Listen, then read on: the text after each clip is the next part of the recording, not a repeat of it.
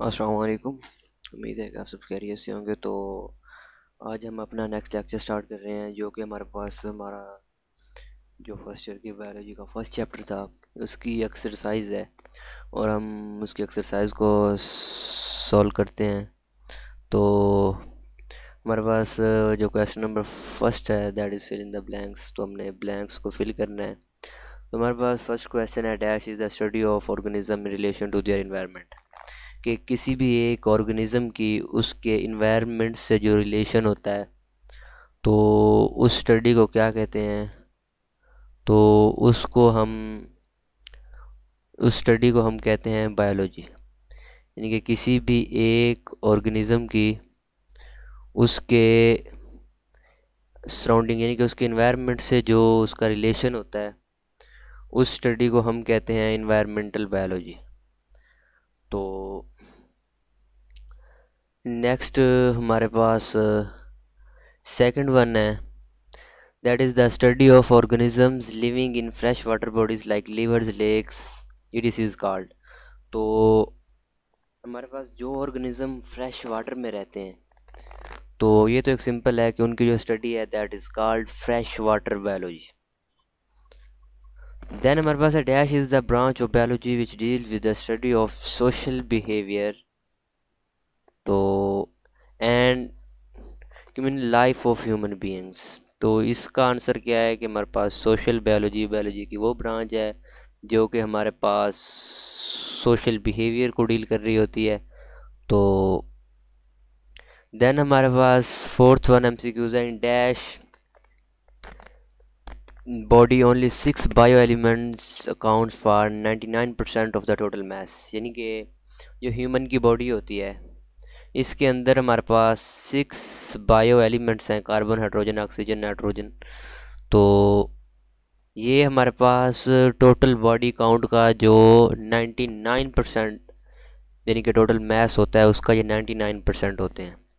Then हमारे पास fifth one है कि all living things and non living things are formed of simple units called. तो living और non living things के जो सिंपल यूनिट्स होते हैं उनको हम क्या कहते हैं कि लिविंग थिंग्स और नॉन लिविंग थिंग्स के जो हमारे पास सिंपल यूनिट्स होते हैं उन्हें हम कहते हैं एटॉमिक एंड सब एटॉमिक पार्टिकल्स। और वो पार्टिकल कौन से हैं? इलेक्ट्रॉन, प्रोटॉन, न्यूट्रॉन, ये तीन नो। तो देन हमारे पास 6 एमसीक्यूज़ है कि various organs in plants and various organ system in animals are assembled together to form. जब हमारे पास प्लांट्स में ऑर्गन्स या एनिमल्स में ऑर्गन सिस्टम्स एक दूसरे से मिलते हैं तो हमारे पास एक टोटल इंडिविजुअल बनता है।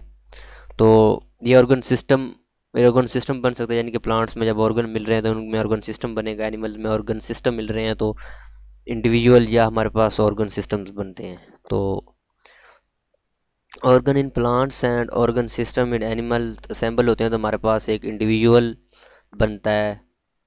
तो डिफरेंट तरह के बॉडी में ऑर्गन सिस्टम होते हैं जिनमें ये ब्लड सर्कुलेटरी सिस्टम है, देन मेरे पास नर्वस सिस्टम है, एंडोक्राइन सिस्टम है, इम्यून सिस्टम है।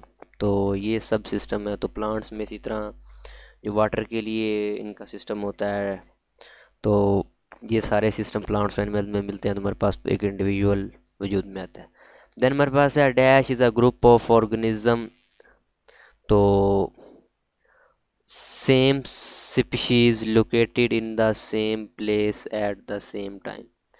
तो जैसा कि हमने अपने लेक्चर में दो चीज़ें पढ़ी थी कि एक हमारे पास पॉपुलेशन होती है और एक हमारे पास कम्युनिटी होती है। पॉपुलेशन क्या होती है? ग्रुप ऑफ ऑर्गेनिज्म होते हैं जो कि सेम स्पीशीज़ के होते हैं और located in the same time और सेम प्लेस पे होते हैं। लेकिन हमारे पास कम्युनिटी होती है, उसमें ये होता है कि हम स्टडी सेम प्लेस और सेम टाइम पे स्टडी कर रहे होते हैं, बट उसमें जो डिफरेंट होता है वो ये होता है कि हमारे पास जो डिफरेंट तरह की हमारे पास स्पीशीज़ होती हैं, जब हमारे पास स्पीशीज़ डिफरेंट होंगी तो हमारे पास कम्युनिटी बनेगी। एंड देन जब हमारे पास स्पीशीज़ सेम होंगी तो देन हमारे पास पॉपुलेशन वजूद में आएगी। अगर डैश है, dash is based on observation. तो ऑब्जर्वेशन की बेस पर जब हम एक टेंटेटिव स्टेटमेंट देते हैं उस स्टेटमेंट को कहते हैं हाइपोथेसिस। देन हमारे पास वो कह रहा है, hypothesis is the result of deductive reasoning or can be the sequence of dash reasoning. तो रीजनिंग हमारे पास दो तरह की होती हैं, एक डिडक्टिव रीजनिंग होती है जिसमें हम डिडक्शन करते हैं कि हम एक जनरल स्टेटमेंट से एक स्पेसिफिक कंक्लूजन ड्रा करते हैं, तो that reasoning is called deductive reasoning.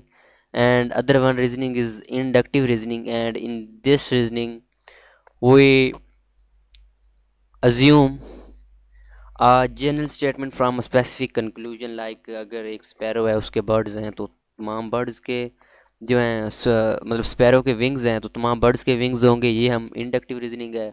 और जैसे अगर ऑल बर्ड्स के विंग्स हैं तो स्पैरो क्योंकि बर्ड है उसके भी विंग्स होंगे, ये डिडक्टिव रीजनिंग है. तो ये दो तरह की हमारे पास रीजनिंग होती है. तो ये हमारे पास फर्स्ट क्वेश्चन था, फिल इन द ब्लैंक्स, जो कि हमने कवर कर लिया. तो नेक्स्ट हमारे पास जो क्वेश्चन नंबर 2 है, दैट इज़ राइट के whether the statement is true or false and write the correct statement if it is false. वो कह रहा है कि करेक्ट स्टेटमेंट बताएं और जो फॉल्स है वो बताएं, और अगर कोई स्टेटमेंट फॉल्स है तो उसकी करेक्ट भी बताएं. तो हम करते हैं. वो कह रहा है कि penicillin was discovered by Edward Jenner from fungus penicillium. तो ये हमारे पास जो स्टेटमेंट है, ये स्टेटमेंट हमारे पास करेक्ट नहीं है, क्योंकि हमने अपने लास्ट लेक्चर में ये बात पढ़ी है कि एडवर्ड जेनर ने वैक्सीनेशन डिस्कवर की थी. तो पेनिसिलिन के लिए तो उसने काम किया नहीं था. पेनिसिलिन तो लुईस पास्चर उसने डिस्कवर की थी फंगस पेनिसिलियम से. तो ये जो पेनिसिलिन थी उसका डिस्कवर करने वाला हमारे पास लुईस पास्चर था, एडवर्ड जेनर का ये काम नहीं है. तो many diseases such as polio, pink off, measles, mouth etc can be controlled by antibiotics. तो वो कह रहा है कि जो मुख्तलिफ डिजीज़ होती हैं, ये सारी डिजीज़ हैं, दीज आर वायरल डिजीज़. तो इन वायरल डिजीज़ के ख़िलाफ़ मम्स है, मीज़ल्स है, पोलियो है. तो हम जानते हैं कि जितने भी वायरल डिजीज़ होते हैं उनके ख़िलाफ़ हम क्या यूज़ करते हैं, उनके ख़िलाफ़ हम वैक्सीनेशन यूज़ करते हैं या एंटीबायोटिक्स यूज़ करते हैं. एंटीबायोटिक्स यूज़ नहीं करते, क्योंकि एंटीबायोटिक्स जो हैं वो बैक्टीरियल इन्फेक्शन के ख़िलाफ़ यूज़ की जाती हैं. लेकिन यहाँ पे उसने एंटीबायोटिक्स यूज़ किया हुआ है, तो इसलिए ये भी हमारी स्टेटमेंट जो है वो रॉन्ग है. और हमारी जो बॉडी इनको कर रही होती है, वायरल डिजीज़ होती हैं, जो वायरल डिजीज़ को हम इनसे डील करते हैं, तो इनमें बॉडीज़ के अंदर जो बनती हैं उसमें हमारी बॉडीज़, तो जो हमारी बॉडी बनाती है वो होती हैं एंटीबॉडीज़. यानी कि जब हम एक किसी भी वायरल डिजीज़ के ख़िलाफ़ वैक्सीन यूज़ करते हैं तो हमारी बॉडी उसके ख़िलाफ़ एंटीबॉडीज़ बनाती है. ये जो एंटीबायोटिक्स है ना, ये स्पेशली यूज़ होती हैं बैक्टीरियल के लिए. तो इस एंटीबायोटिक्स की वजह से हमारा ये वाला स्टेटमेंट रॉन्ग है, क्योंकि हमारे पास सिंपली इसमें क्या यूज़ हो रहा होता है, वैक्सीन, और हमारे पास एंटीबॉडीज़ बनती हैं. यहाँ पे इसका कोई काम नहीं है. Exposure to the smallpox virus allow the body to develop immunity against cowpox virus. तो अगर किसी भी एक दफ़ा पेशेंट को स्मॉल पॉक्स हो जाए तो ये उसके ख़िलाफ़ उसमें इम्यूनिटी आ जाती है. तो ये वाली हमारी जो स्टेटमेंट है ये बिल्कुल करेक्ट है. Then AIDS is caused by HIV against and it's spread through sexual contact, blood transfusion by contaminated syringes or surgical instrument. तो ये बात भी हमारे पास ठीक है. एड्स एक वायरल डिजीज़ है जो कि HIV ह्यूमन इम्यूनोडेफिशिएंसी वायरस काज करता है, और इसके जो हमारे पास ये जहाँ स्प्रेड होती है वो सेक्सुअल कांटेक्ट हो सकता है, ब्लड ट्रांसफ्यूजन हो सकती है, या सर्जिकल इंस्ट्रूमेंट या सिरिंजेस हो सकती हैं. तो ये यानी कि एड्स की हमारे पास स्प्रेड है. तो ये हमारे पास एक्सपोजर टू स्मॉल पॉक्स था, तो ये काउ पॉक्स वायरस. तो ये हमारे पास बात ठीक है. ये वाली सिर्फ ये एंटीबायोटिक्स क्योंकि ये बैक्टीरियल के ख़िलाफ़ यूज़ होती हैं, तो ये बात गलत थी. और ये पेनिसिलिन के ख़िलाफ़ एडवर्ड जेनर ने कोई काम नहीं किया था, एडवर्ड जेनर ने वैक्सीनेशन के ऊपर काम किया था.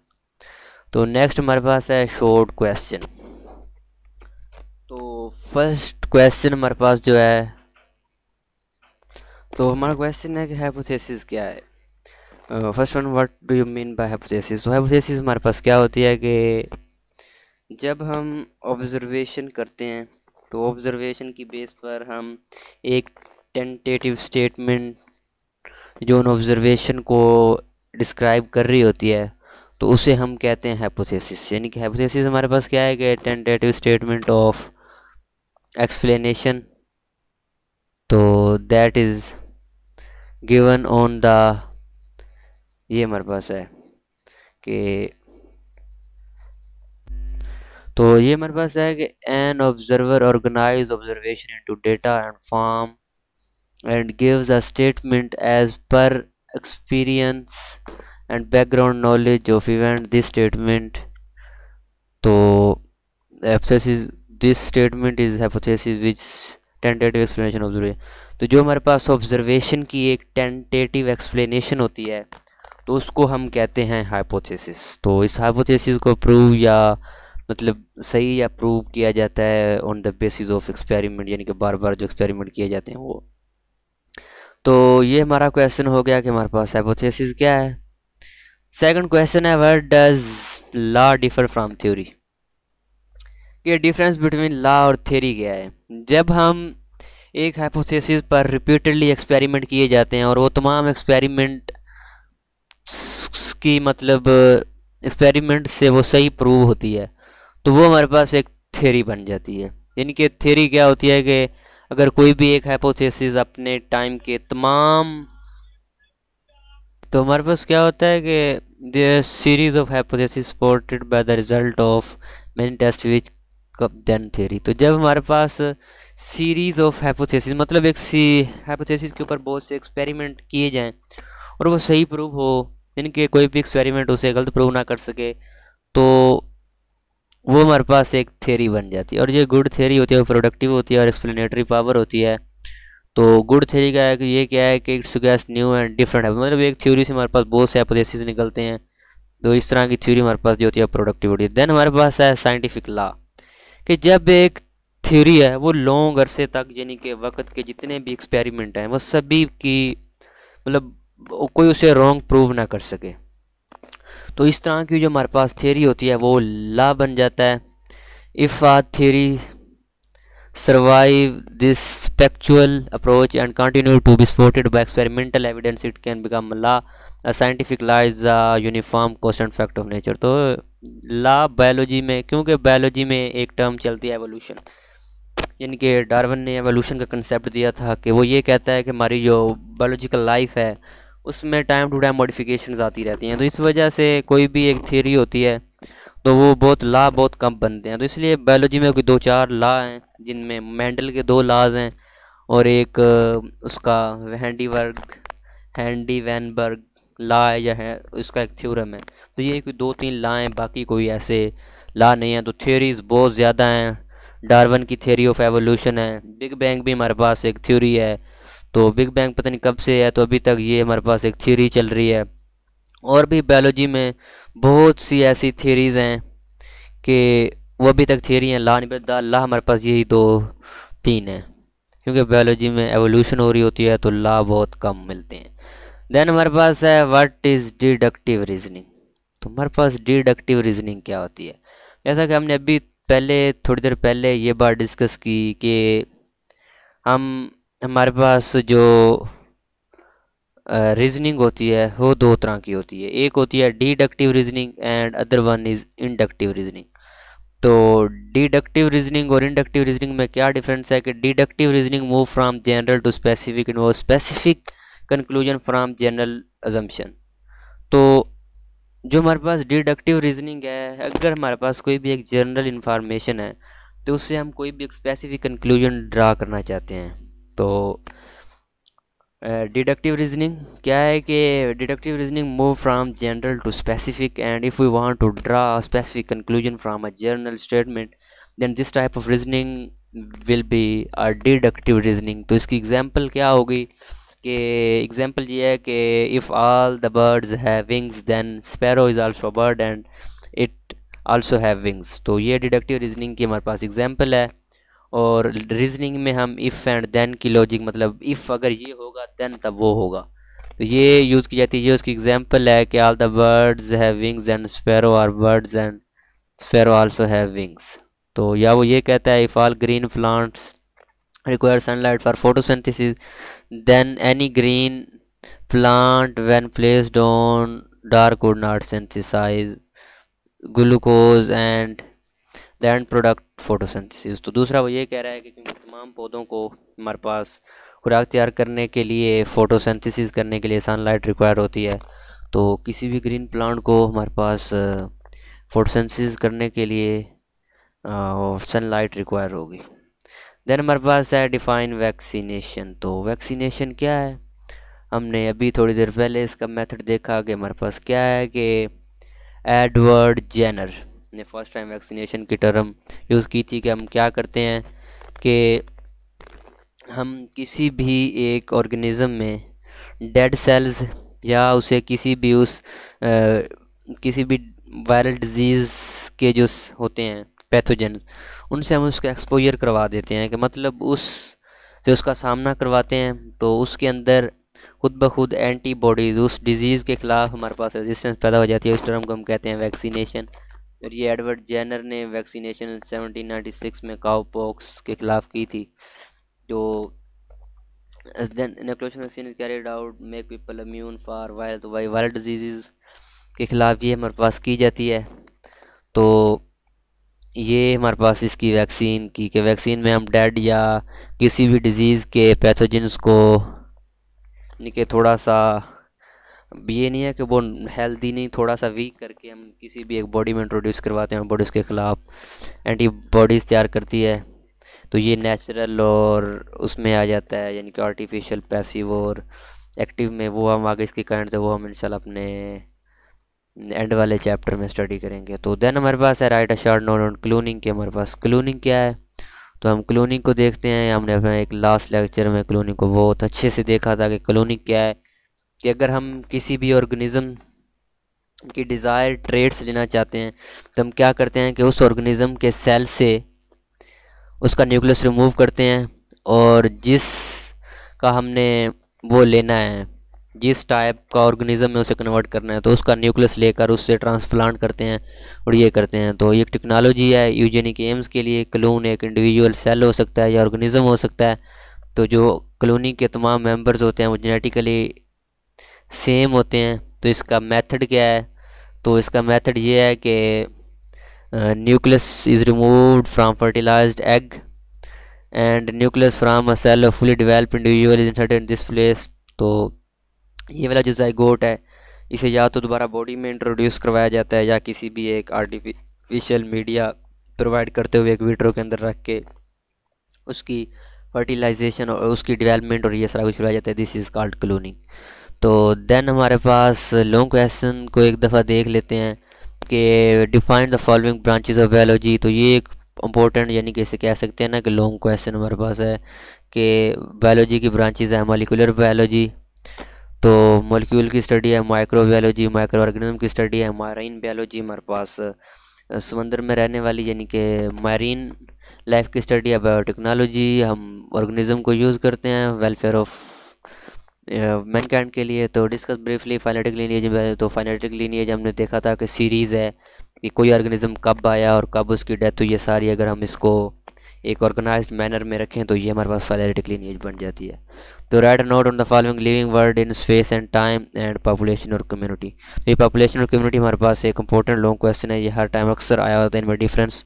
तो हमने ये भी देखा है कि पॉपुलेशन एक सेम टाइप पे सेम स्पीशीज़ के ऑर्गेनिज्म की स्टडी है, और हमारे पास जो कम्युनिटी है वो सेम टाइम और सेम प्लेस पे डिफरेंट, मतलब मोर देन वन पॉपुलेशन की स्टडी है, यानी कि उसमें more than one kind of species आ जाती हैं। तो एक्सप्लेन द बायोलॉजिकल मेथड। तो बायोलॉजिकल मेथड हमने एक अपने पूरे लेक्चर में इसको बहुत अच्छे से डिस्कस किया है, और अगर आपने वो लेक्चर नहीं देखा तो आप चैनल पे जाके ये वाला लेक्चर बायोलॉजिकल मेथड के नाम से मौजूद है, आप देख सकते हैं। देन हमारे पास है what is the role of study of biology in welfare of mankind. तो ये हमने अपना लास्ट लेक्चर में ये बात देखी है कि बायोलॉजी ने किस तरह वेलफेयर के लिए, यानी कि बायोटेक्नोलॉजी ने किस तरह के, हमने पास्चराइजेशन देखा था, ड्रग की ट्रीटमेंट देखी थी, जीन थेरेपी देखी थी, क्लोनिंग देखी थी, ये सब कुछ। तो ये हमारे पास एक्सरसाइज यहाँ पे एंड हो। इंशाल्लाह हम अपने नेक्स्ट लेक्चर में चैप्टर नंबर 2 स्टार्ट करेंगे। तो थैंक्स फॉर वाचिंग, और अगर वीडियो अच्छी लगे तो वीडियो को लाइक और चैनल को सब्सक्राइब कीजिएगा, और अपना बहुत सा ख्याल रखिए। अल्लाह हाफ़िज़।